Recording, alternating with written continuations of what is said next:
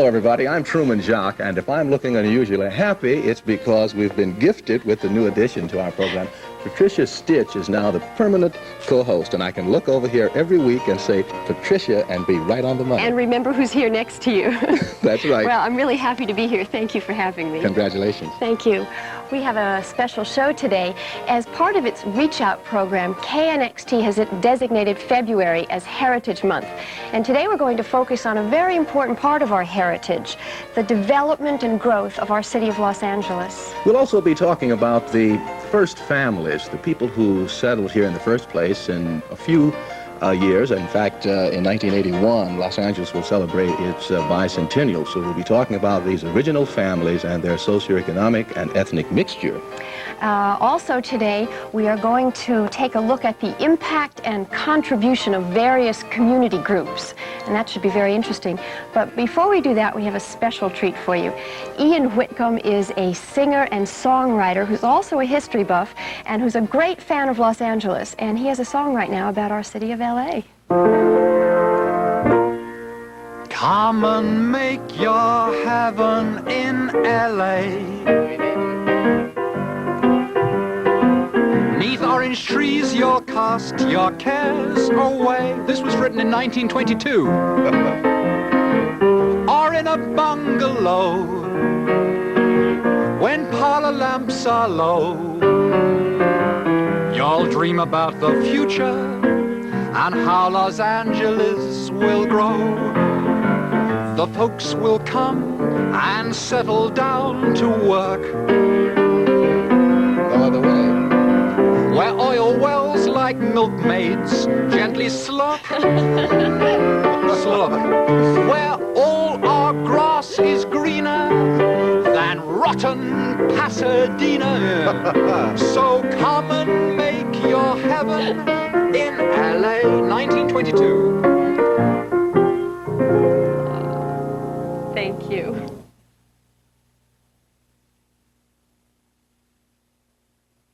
Coast Cadillac in Long Beach brings you the luxury and prestige of 1979's most exciting automobiles at volume savings.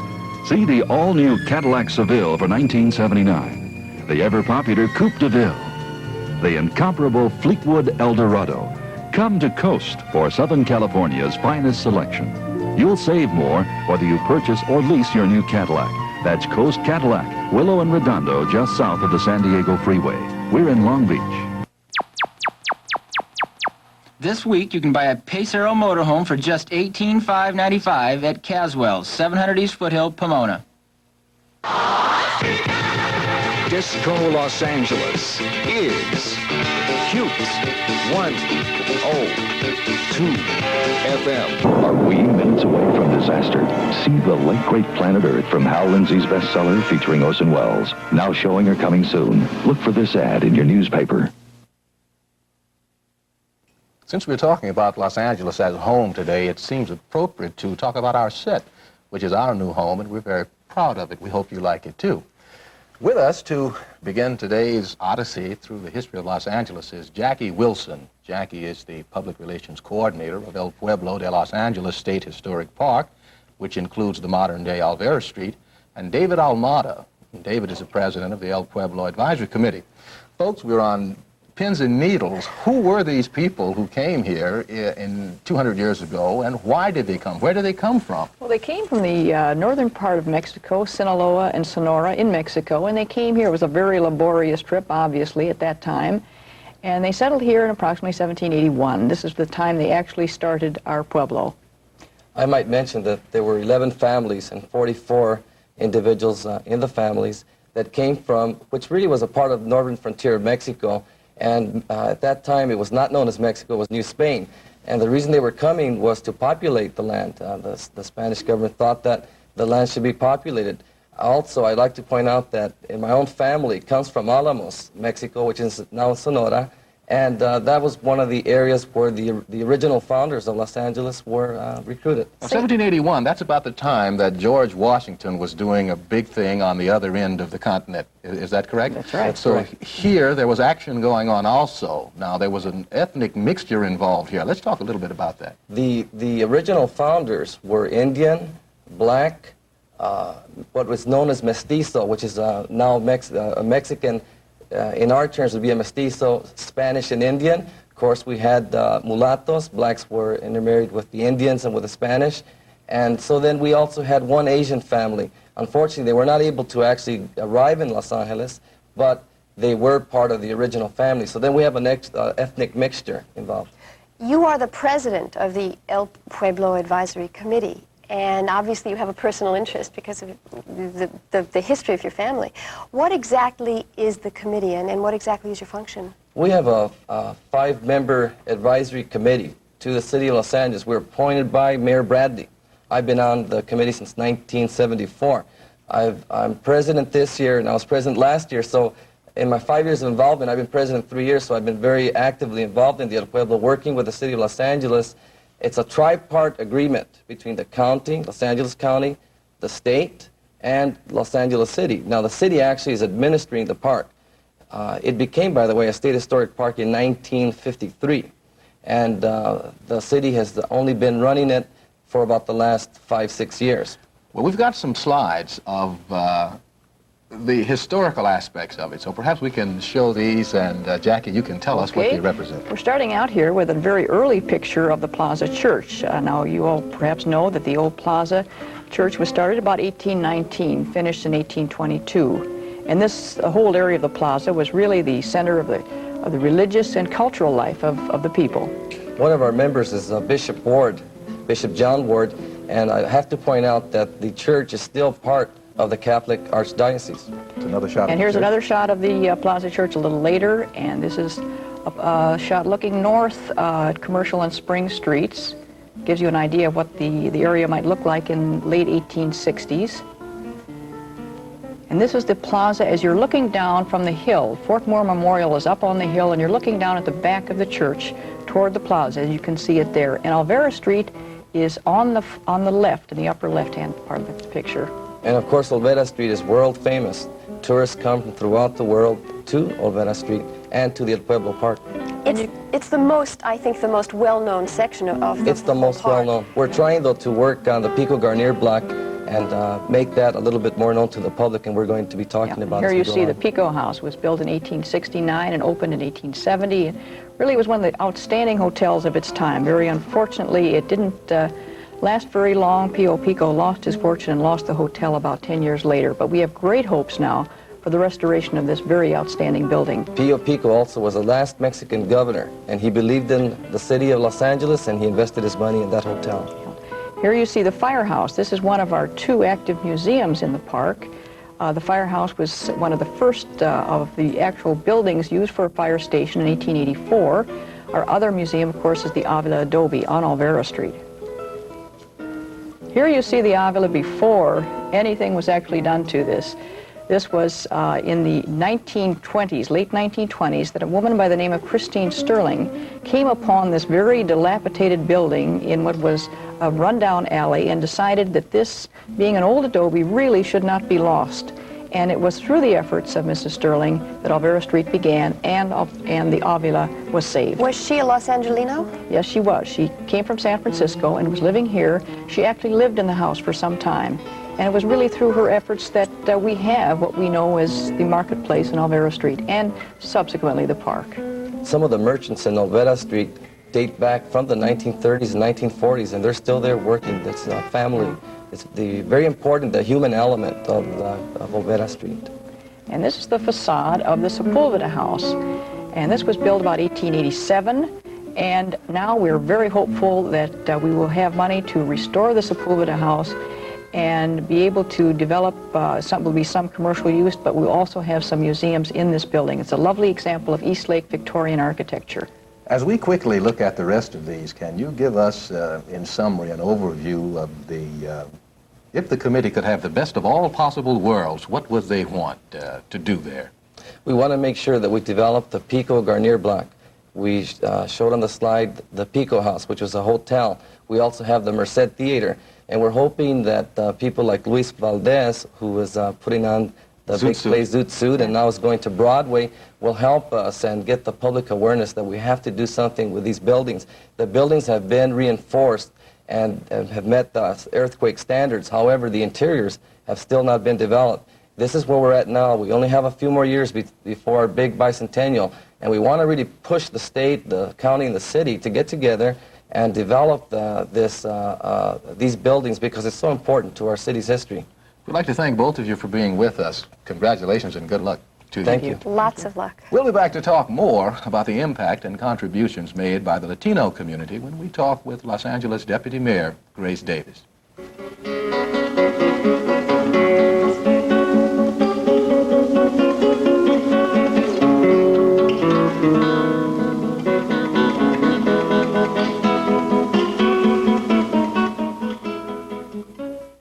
If you're one of those women who have problem nails that split, crack, or just won't grow, or if you're constantly breaking your nails, now there's a remarkable product called Classic Nails made from a unique space-age material that creates long, lovely nails that are far stronger than natural nails. Here's how it works. Simply put the nail forms around the tips of your fingers. Brush the Classic Nail special liquid and powder formula over your own natural nails and out onto the form, shaping with the brush as you go. After the nail hardens, remove the form. Then just file and shape. Classic nails are so strong they even help prevent nail biting. Wear them unpolished or use your favorite nail color. And with Classic Nails, you can mend broken or cracked nails in minutes. These incredibly durable chip-resistant nails have been wear-tested on over 2 million hands. So why not have those long, beautiful nails you've always wanted? Look for Classic Nails. Yes, if you'd like long, lovely nails, except no imitations, be sure to ask for Classic Nails, available now for only $5.99 at thrifty drug and discount stores. At Public Insurance Service, we don't think you're bad just because you've been unlucky with your driving.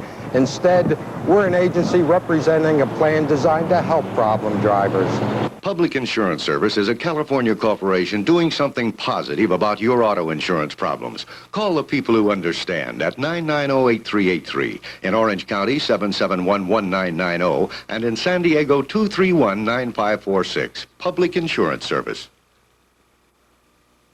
From the distant reaches of space comes a bright new force for justice and fair pricing. It's the Super Ford dealer. Yes, the Super Ford dealer, Don Cott, comes to Earth, bringing selection and service and low prices right here to Carson. Don Cott Ford zaps high prices. Take the San Diego Freeway to Carson at the Avalon off-ramp. Don Cott Ford, the Super Ford dealer, here for all mankind.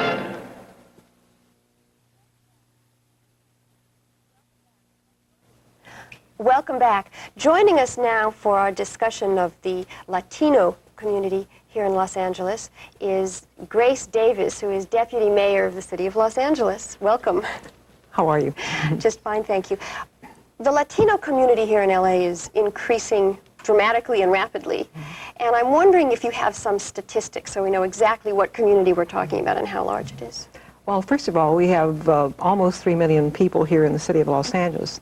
And the population since the last census, which was, the previous census, we were like 18%. In this last census of 1970, and then an update that the city has done in 1977, we're about 28% of the population, the 3 million people. This increase in population, is it being reflected at all in an increase in political power? You're right there at the center of city government. Are we seeing an increase in political power among the Latino community? Unfortunately, not in the elected officials, at least in the city of Los Angeles. As you know, we have no elected official, no city councilman. We do have, because of Mayor Bradley, many appointments on the commissions, and these are working commissions, so they do have some visibility and some input in terms of the policy making. We do have many other appointments, like, for instance, on the Olympic Committee that was just named, we have 3 Hispanic persons appointed. But unless we depend on these kinds of appointments, either statewide or some, we just do not have. We do a lot better in the state level, but citywide we do not. But hopefully, as you know, we've been trying desperately with Mr. Snyder to get him appointed or something, or at least to try to get a very strong candidate so that we can get some representation. At the school board we've had, and as you know, we were recently involved in trying to maintain that representation there, and in coalition with the black community, who's also desperately trying to maintain their representation. Let's change directions a little. We know that Latinos have made valuable contributions here in Southern California. We know that they have been here since day one, let's face it. But I wonder, Are there some thoughts about the melting pot concept? How valid is that concept when used with the Latino community today? Well, I think that we've always been told we need to assimilate, and that's the melting pot concept. I think that we are kind of moving away from that, in that we feel that we have an identity, we have a culture, we have traditions, and we want to make that contribution and make them stand out because they do have some value. I think that we ourselves have really reached out and developed our own things. Like, for instance, I don't know that people know that we have an organization very similar to your Actors Guild. It's called Nosotros, and it was founded by actor Ricardo Montalban. Last year, they had their own Academy Awards in which they recognized not just Latinos, but they recognized producers of television programs and motion pictures who have contributed to the recognition of the participation of Latino actors and so on, and our playwriters, and you know, and it doesn't have to be about ourselves, but we have talents like everybody else What's has. the main challenge now facing the Latino community as we go forward into the 80s? I would say political representation, because we need to be there where the decisions are made that impact on us. Legislation that has to do with education is vital for us statewide. Legislation federally that has to do with employment, that has to do with housing, you know, and the planning of the city, getting back to the city. You know, there's so many things that go on as to how the school districts, for instance, were, you know, redistricted recently, and it was done by a city council. And they really didn't make it very easy for us to have representation. Pacoima was split in the middle and things like that. If we had someone in the council, I'm sure that those things would have been taken into consideration.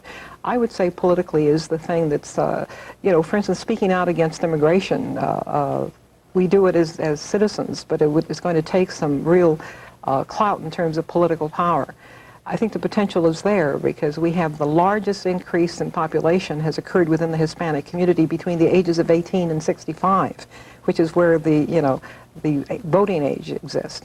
And I think that we have been addressing it. We are, UNO, for instance, has done a lot of voter registration and so on. We've done during the last campaign, we registered 53,000 people in the East Los Angeles area. And this is where it's going to be. I think we're going to... Mm-hmm. Thank you very much, Grace Davis, for sharing your information with us. When we come back, we will learn that Chinatown is more than just a tourist attraction, so don't go away.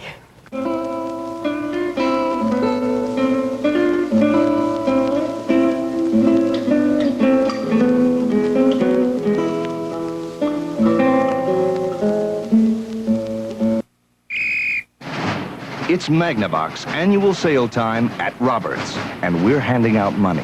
Save up to $200. Save with instant factory rebates. Save on Magnavox Star System Computer Color 330. Save big, instantly. And at Roberts, we guarantee Magnavox to outperform all others or your money back. Big annual sale savings now at Roberts Department Store on Holt in Pomona. Making ends meet these days is tough. What's tougher is giving away some of my hard-earned money because I didn't know about some tax deduction. Hey, I want to keep what's mine.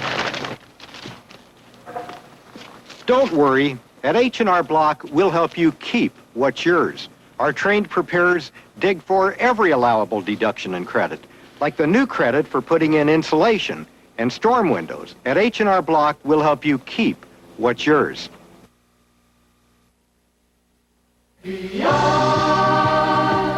Discover a new horizon. Horizon TC3, the first American sport coupe with front-wheel drive. One of the most aerodynamic shapes of any American car, and the best mileage of any sport coupe made in America. Discover TC3, the horizon that takes you beyond. The horizon TC3 goes beyond. Mountain View Mobile Estates in Canoga Park, a planned adult community. Silvercrest Mobile Homes of unquestioned luxury. Quality manufactured homes with up to 2,000 square feet set in the picturesque hills with views that are so breathtaking. Well, there are few beautiful locations close into and overlooking the heart of the valley. Immediate occupancy, but hurry. Once you look at our view, you're going to stop looking. This is a country-style mobile home development.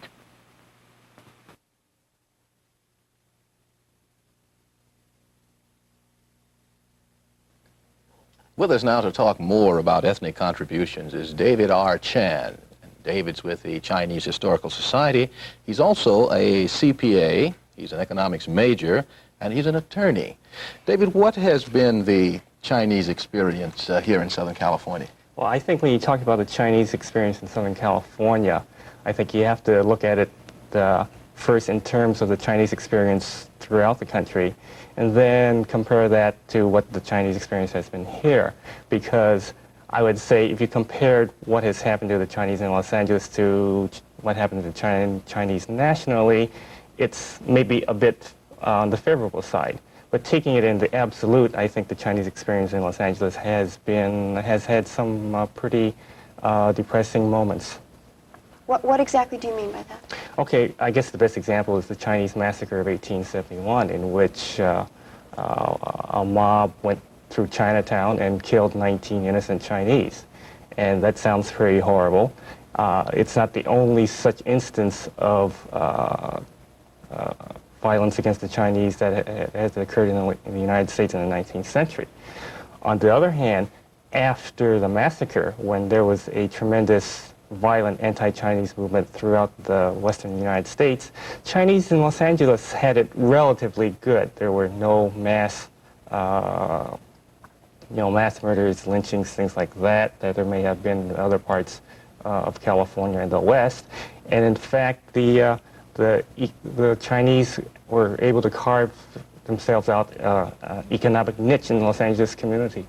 What about today? What do you see right now at this time in our history as the greatest problems in the Chinese community? Well, there are a number of problems. I think maybe we can generalize them by saying that the greatest problem is trying to get the new Chinese immigrants into the economic mainstream of the community. But because of the language problem, we have severe underemployment, crowding, poverty, and such in Chinatown among the newer immigrants here. When we say Chinese, we normally think of Chinatown. Are there other settlements of Chinese in and around Los Angeles? Well, I'd say that the Chinese, like everybody else in Southern California, have dispersed throughout the suburbs. There are areas in the city which have heavier Chinese concentrations. Some of them are new. Some of them do have roots dating back quite a few years. For instance, the city market area, which may not be known widely as a Chinese area, was founded in 1909 by Chinese merchants, and from 1909 to the present has been a center of Chinese economic activity. So there have been contributions other than the railroad. I think every schoolboy knows that the Chinese helped build the railroad here, but there have been other contributions. Oh, yes. It's been said that Chinese have helped build California, helped build the agricultural industry in California. And through all aspects of that, the Chinese have played an integral role. I'm not sure that there's an easy answer to this question, but recently the United States recognized the People's Republic of China, and I'm interested in knowing what the response has been within the community and what effect you think it will have on your community. Well, it's been very mixed because the traditional Chinese-American leadership in the United States and Los Angeles has had definite ties with the Kuomintang Party, which was the nationalist government. They were early supporters of the nationalist movement while there was still a monarchy in China. After the revolution in 1911, the nationalists came to power, and there's been that leaning ever since toward the nationalist party. On the other hand, you find among the other people that either they don't care or that they have sympathies with the People's Republic of China. David, we'd like to thank you very much. We'll have to have you back here again sometime because this is fascinating. Oh, yes, thank you. It's a pleasure. Right now we have to take a short musical interlude, after which Patricia will be back to focus on the Japanese community in Los Angeles. Stay with us.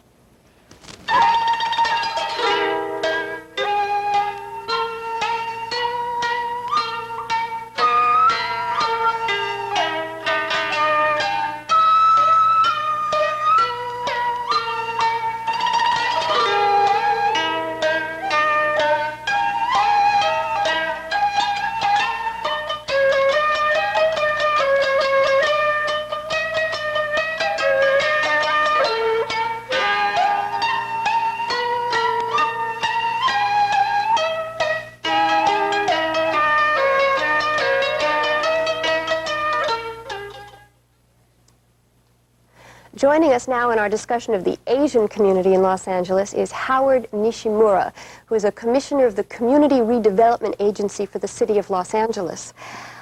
Most of us, I think, when we think of Japanese culture, Japanese life here in Los Angeles, think of Little Tokyo. Is it true that that is really a center of Japanese culture? Yes, it is. I think in the past, more so than today, it was the focal point where the farmers would come from the outlying areas to do their weekly shopping. They would buy their clothing and make it a holiday for that particular weekend and then go back to the farms. Today we have many more outlying shopping areas which cater to the Japanese community, such as Monterey Park, Gardena, West Los Angeles. Sawtelle, there's a whole area there. I know that I spend a great deal of time in Little Tokyo eating wonderful food. It's a very special place to eat. Yes, it is, and it has many new restaurants coming in, and many the older ones are moving to new locations within the area because of redevelopment. And I think we're going to have a real tourist and a place for local people to come to. You jumped right on my next question, redevelopment. There seems to be a great deal of it going on, and I'd like you to tell us a little bit about that. Well, redevelopment in Little Tokyo has been occurring since 1969. Actually, it started much earlier than that with the people wanting something to be done because of the old buildings we had in the community.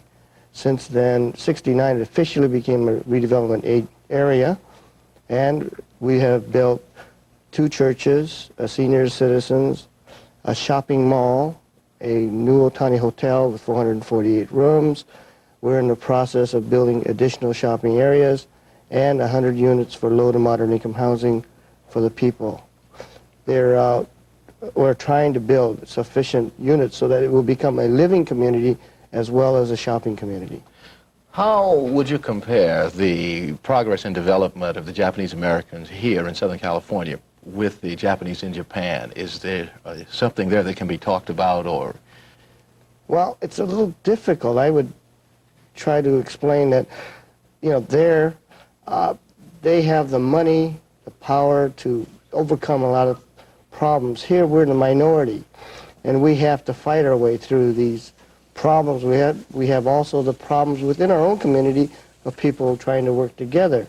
And I think we're slowly coming about that if we don't work together, we're all going to be in trouble, and that the community is now getting together to reconstruct Little Tokyo mainly, to have a focal point of showing what the Niseis and the Sanseis can do. What are the obstacles here to working together? You mentioned people in the community have a problem. I think mainly it's because we came from various backgrounds within our own group, the Hiroshima community, the Tokyo community. They trust the leaders within their own groups and have distrust maybe for the outside. And it's been difficult to get them to, you know, get together to one leader or several groups that would then be able to gather the money together to build. How strong are the ties with the country of Japan, the community here and Japan? I think they're getting much stronger. There was sort of a dip where it became great to be American, and now it's great to become Japanese American. And I think this is becoming the thrust of the younger people today. Is it true that the younger people are kind of moving back toward the culture? Because, as you say, for a long time it seemed that they were very much moving away, moving out of the communities and moving away from the Japanese culture.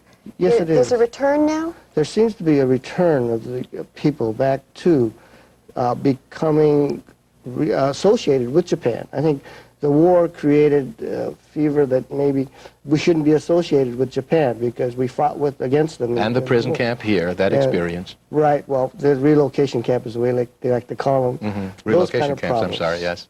And I think that we're changing and we're coming back, and I think we're starting to appreciate what our heritage has to offer. Mr. Nishimura, thank you so much for being with us. This has been interesting. Thank you. When we come back, Truman will take a look at the historical contributions of our black community here in Los Angeles, so don't go away.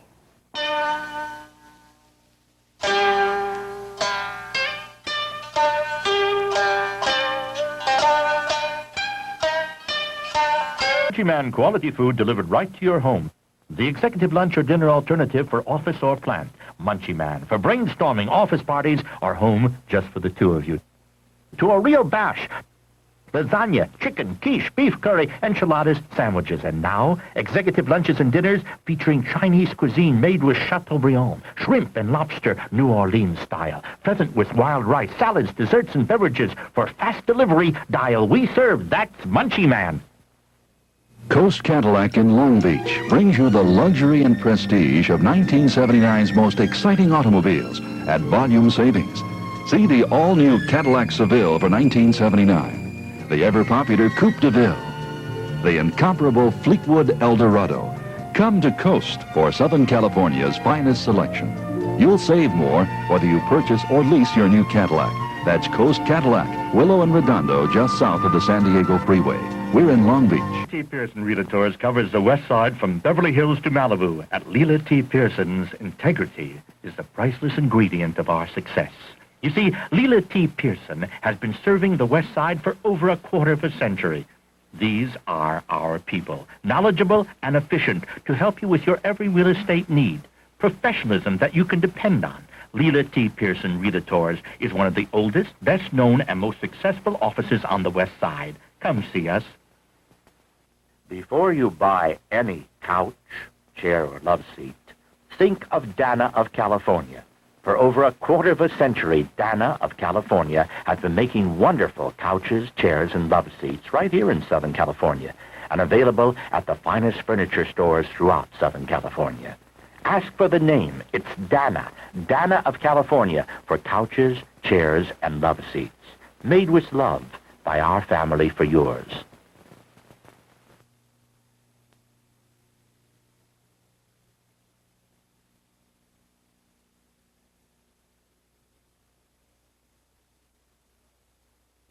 With me now is Mamie Clayton of the Western States Black Research Center here in Los Angeles. And as usual, Mamie has brought along quite a bit of material we're going to be talking about and looking at just a little bit later.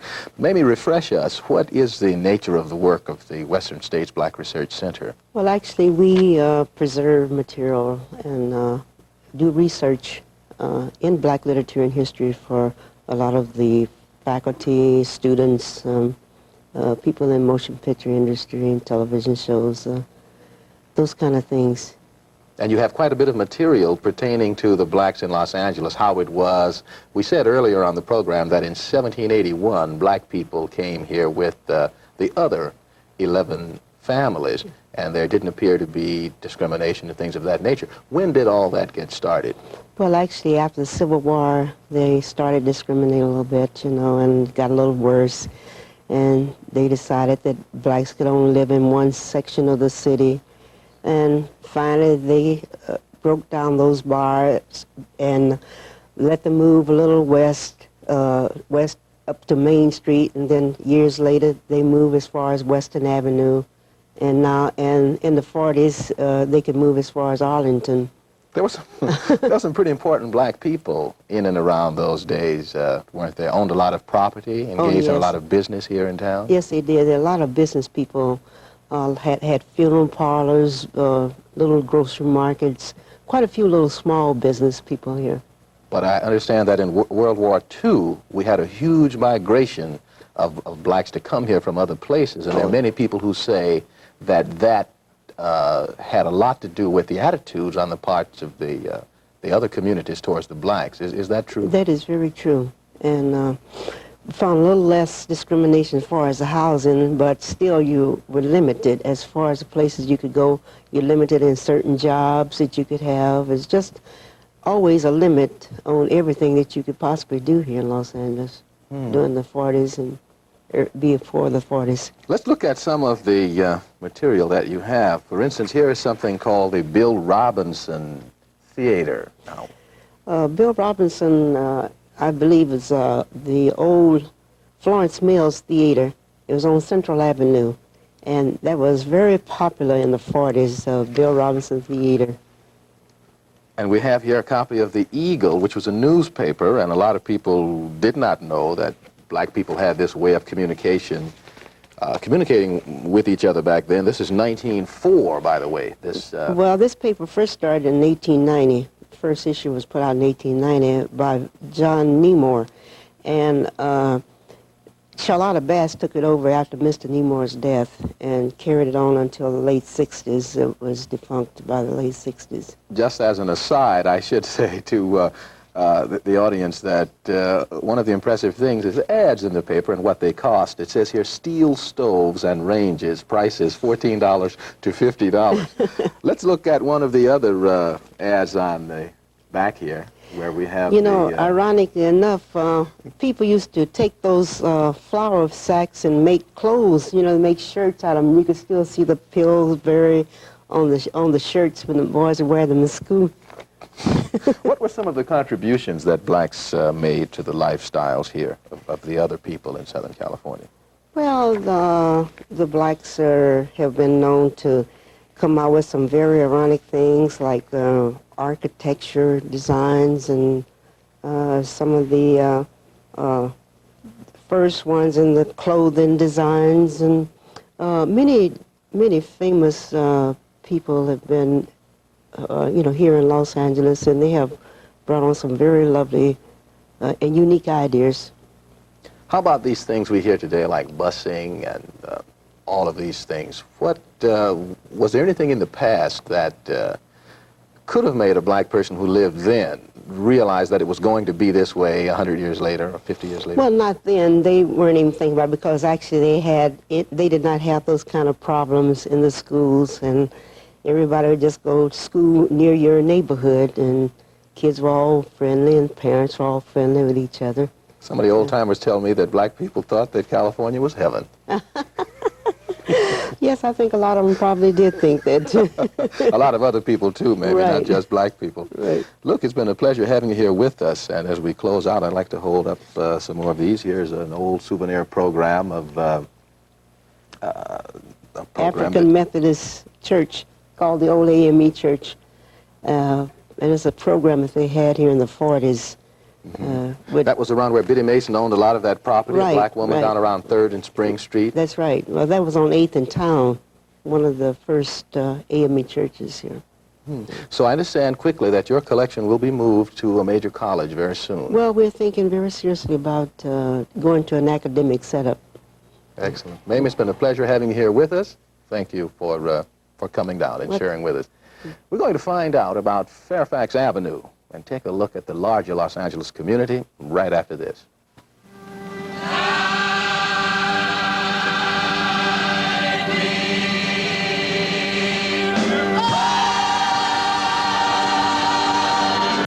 Hi, I'm Vern Schaefer for Colton Piano Company. If you've ever shopped for a particular item and had to drive from store to store to find what you want, then you'll appreciate Colton Piano Company. If you're in the market for a new or used piano or organ, there's only one place to shop: the world's largest piano and organ supermarts, featuring spinets, consoles, studios, uprights, grands, players, spinet organs, console organs. Over 5,000 pianos and organs in our 5 giant supermarts. All styles and colors, most makes and models. No store in the world carries the largest selection. Come in and check our everyday low prices. We also carry a large selection of the world's finest quality pianos and organs. Pianos start at $595 and go to $55,000. Organs from $595 to $70,000. We're on the freeways in Los Angeles, Colton, Carson, Santa Ana, Pasadena. We're open 7 days a week.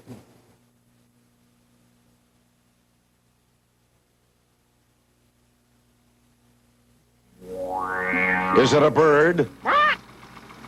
Is it a plane? Holy smoke, it's Don Cott, the Super 4 dealer from Carson on planet Earth. And he's bringing super galactic savings to all Earthlings. Yes, Don Cott, the Super 4 dealer, zaps high prices. San Diego Freeway at the Avalon off-ramp in Carson. Yes, Don Cott Ford, the Super 4 dealer, is here, bringing savings to all mankind. Bounce has a long-lasting, fresh smell. Makes clothes smell fresh long after they're out of the dryer. And women just love it. My wife tried this jacket with Bounce a week ago. Took it out this morning, and it still smells line-dried fresh. I tried this with Bounce days ago, and it still smells fresh. And clothes come out soft, but not limp. And there's no static cling. See? Bounce's unique combination of fresheners work in the dryer to give clothes long-lasting freshness. But Bounce doesn't stay in the store long.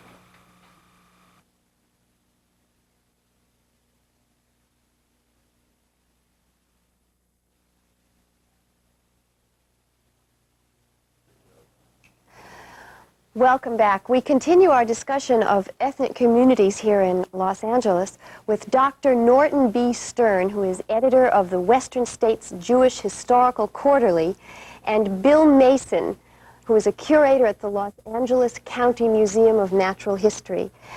Dr. Stern, you told me a very interesting story about the first city council here in Los Angeles in April of, was it 1850? 1850. 50. Right. Why don't you tell us that story? Well, there was a Jew whose name was Morris L. Goodman, who had been in business in Los Angeles probably from about 1848 at least. And when the first Los Angeles City Council was under the American period, was elected in April of 1850, he was elected one of the city councilmen. He had been the only person who had not been previously a Mexican citizen prior to the beginning of the American period. So the Jews really did have a role in early Los Angeles and the development of early Los Angeles. Very much so. Actually, we think that the first Jewish person to live in Los Angeles was a man named Jacob Frankfurt, who arrived with the Roland Party in 1841. He was in Los Angeles as late as 1851, because he's listed in the 1850 census. He had the best business location in town on corner of Aliso and Los Angeles Street in Bell's Row. The Jews started coming in more substantial numbers in the 1850s, Right. and where exactly did they come from? Jewish people generally came from Europe, either directly or attracted by the gold rush, or from the East Coast or the southern states, principally having been in the country a short time and looking for opportunities in the new American West, which was just opening up in the early 1850s. And we continue to see Jews emigrating to this country from primarily Russia and Israel, is that right? Well, today, you still have Jewish people coming, Russian refugees to this area, some people from Israel, principally here for educational purposes, and of course this is a great deal different than the Jewish people who came here a century and a quarter ago, who left individually and in family groups to settle in the New West. What is the population of Jews in Los Angeles? What numbers are we talking Well, about? the greater Los Angeles area has about 500,000 Jewish people. So that's about, what, 8% of the population? Probably closer to 7%. 7%. Of the And general. the Fairfax area, which most of us associate with Jewish culture, really is the center of that culture, isn't it? Well, Fairfax area is an area which has been rather heavily populated by Jewish people since the 1930s, and is the area where many Jewish people come today when they first come to the Los Angeles area. They first live there, Russian refugees and many people coming from Israel and some of the places from back east. Bill, we've talked about a number of ethnic communities here in Los Angeles, but there are a lot of smaller groups, smaller communities that we haven't mentioned and that I don't know very much about. Tell us a little about who some of those people are. Well, we have several Asian groups, such as the Koreans. The center of their community is on West Olympic, near Normandy. The Thai community, we have several people from Thailand now in Los Angeles. We have a fairly large number of Thais and Vietnamese now compared to perhaps 10 years ago. Isn't that true because of the Exactly. political situation? Well, the Thai came pretty much as students earlier and decided to settle here, very much like the earlier Korean community in the 1950s. And they like it here. I don't blame like everyone them. else. And so we have quite a few people coming in. We have a lot of European communities that are virtually invisible. I mean, they're lumped with Anglos and so forth. Hungarian refugees from 1956. A lot of Eastern Europeans and French, Germans, substantial number of Germans that no one perceives separately. Is that true? I was going to say that it seemed to me that in Los Angeles there wasn't a very large French, German, or Italian population, but that's obviously not true. Well, it's highly dispersed. One of the problems is that they blend very quickly, within a generation in some cases. I know of at least one German who speaks unaccented English. He talks like a Southern Californian now, and he's occasionally going to places where there are other Germans, but he's pretty much assimilated. So it's much easier if these people choose to fit into the larger society than perhaps a black person or a Latino who's been here for 4 or 5 generations. Exactly. If you appear to be different, the assimilation is more difficult, and it's an almost insolent assumption, but people will sometimes assume that a European who hardly speaks English is an assimilated person within the American culture, and a 7th generation black person, or 8th generation, if you will, is radically different. And, although the opposite is... It is insolent. Yeah. I'm not sure I can make this clear to you, but we've been talking about ethnic minorities and small community groups. There's a large group of people out there who really don't belong to any particular ethnic group. I mean, they're what we might call Anglos. I'm not sure what to call them. Who are those people? Are they identifiable? What do they really function as a backdrop for everything we've talked about today? Well, there's no real reason for any great cohesion on their part. Therefore, they're dispersed. They're not organized. There's no feeling that they have to group together or anything else. Of the 6 or 7 million, 8 million, depending on where you place the boundaries of Greater Los Angeles, the majority are loosely termed Anglo. And this isn't within the city limits of LA necessarily, but in the larger Los Angeles area. But they are still a majority. One would get the feeling that after talking to all the different ethnic groups today, that the combination of all the ethnic groups would make the Anglos a minority. That's not quite true. Well, there's a certain degree of overlap in this. For example, there are some blacks who are also Spanish surnamed, and there are some people who are counted twice in the ethnic totals. So they tend to shrink a little if a hard-nosed evaluation is placed. Also, as Dr. Stearns mentioned, it's for the greater Los Angeles area that we're counting these people. And this necessarily is against a very large backdrop of what we loosely term Anglos.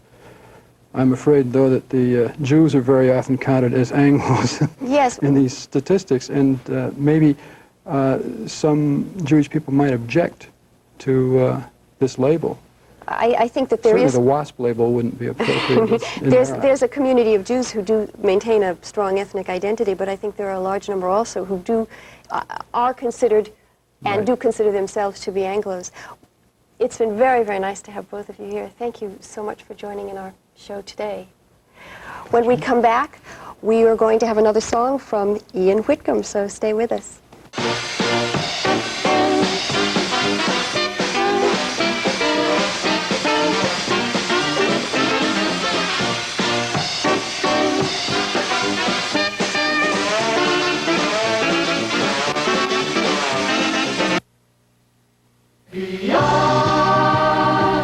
Discover a new horizon. Horizon TC3, the first American sport coupe with front-wheel drive. One of the most aerodynamic shapes of any American car, and the best mileage of any sport coupe made in America. Discover TC3, the horizon that takes you beyond. Then the horizon TC3 goes beyond. It's Magnavox annual sale time at AAA, and we're handing out money. Save up to $200. Save with instant factory rebates. Save on Magnavox Star System Computer Color 330. Save big, instantly, And at AAA, we guarantee Magnavox to outperform all others or your money back. Big annual sales savings now at AAA TV in Whittier. I'm Henry Block, president of H&R Block, with a special message for people who've received the short form in the mail this year. You may be shortchanged by filing the short form. You may save money by filing the long form. Our tax preparers are specially trained to determine which is the best one for you. So if you were mailed the short form this year, come to H&R Block. We could save you money. Mountain View Mobile Estates, an adult community, swimming pool, clubhouse, Silvercrest mobile homes, wet bars, room and tubs, carpets, drapes, built-ins, almost 2,000 square feet of quality construction, spectacular views. Words are inadequate. Pictures only can hint of the grandeur. You must see what has got to be the most beautiful views in Southern California. Yes, immediate occupancy, but they won't last long. This is a country-style mobile home development. Our guest has been called a British exile in Los Angeles, and like most Americans, we're always interested in knowing what Europeans have to say about us.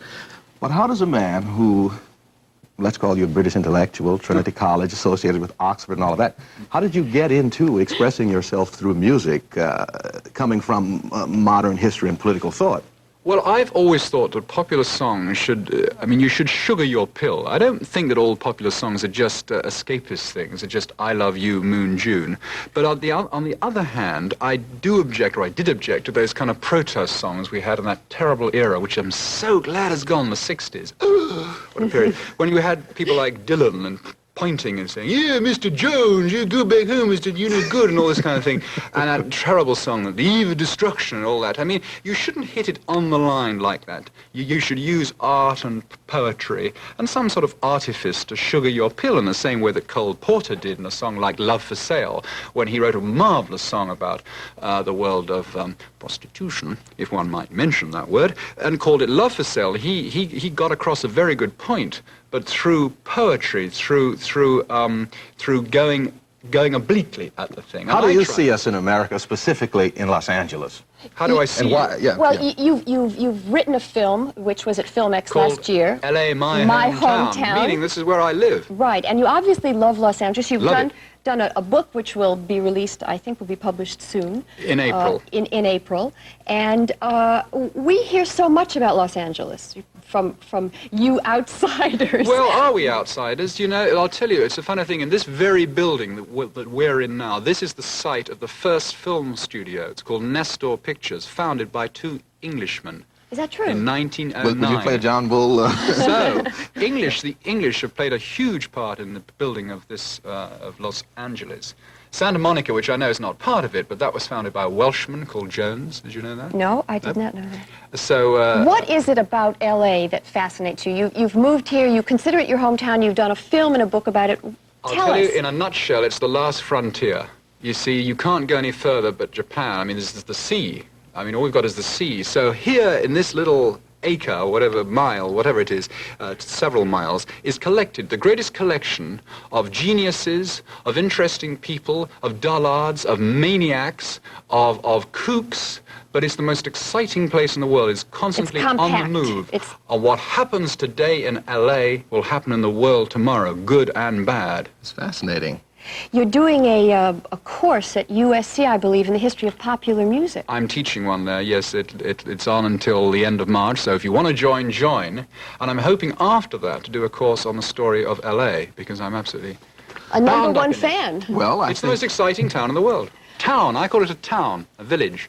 Oh, a very large village, yes, a megalopolis, isn't yes, it? but I really object to people who say in Europe, who say, how can you live there? It's not connected, it's not organic. It is. I mean, it is a village here. It is connected by cars. In England, you walk, but here you go in your car, and that's fine. I mean, I have tremendous friends scattered all over the place here, but we're all connected up via the telephone and the car. And this city has learned to understand modern communications. We have learned to live with the electronic era and the era of the car. We must face it. We must face the modern day, and I faced it. Truman, I feel so proud to be a Los Angelino. Yes. Enough- Let's make him sing. Okay, enough talk. Please, do you have another song for us? About Hollywood. Great. Where is the place that we all love to go? It's Hollywood. Jack and Jill, Bruce and Bill, Manny and Mo. Go Hollywood.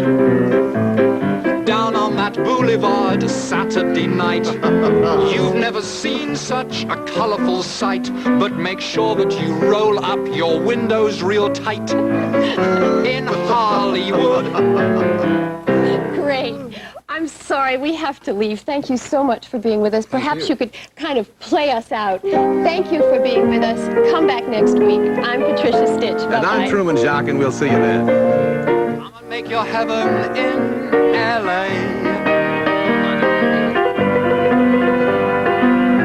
Need Proposition 13, you'll cast your cares away. Or in a bungalow, when parlor lamps are low, you'll dream about the future and how Los Angeles will grow. The folks will come and settle down to work, where oil wells like milkmaids gently slurp. Where's the blues? New York gives you no leeway, so come and express yourself on the freeway and come and make Los Angeles your home.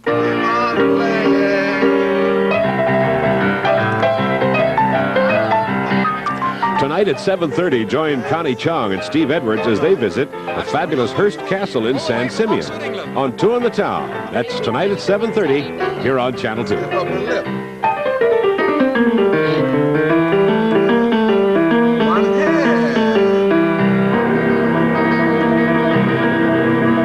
Introduces its new companion